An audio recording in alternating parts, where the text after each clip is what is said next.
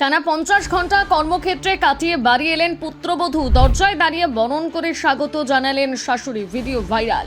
হাসপাতালের দায়িত্ব পালন করে 50 ঘন্টা পরে বাড়ি ফিরলেন তরুণী। শল্য চিকিৎসক পুত্রবধূকে দীর্ঘ সময় পর বাড়িতে আসতে দেখে থালা সাজিয়ে প্রদীপ জ্বালিয়ে বরণ করলেন বৃদ্ধা শাশুড়ির। সঙ্গে কিছু বাক্যবাণ শোনাতেও কম করলেন না।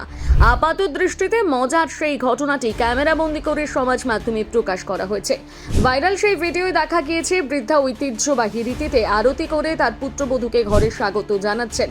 তরুণী পেশায় প্লাস্টিক সার্জন। প্রদীপ জেলে আরতি করে কপালে টিপ পরিয়ে দেন বৃদ্ধা। শাশুড়ির আশীর্বাদ নিতে পায়ে হাত দিয়ে প্রণাম করেন পুত্রবধূ। সংবাদ মাধ্যমে প্রতিবেদনে উল্লেখ করা হয়েছে তরুণীর নাম সৌম্য গুপ্ত।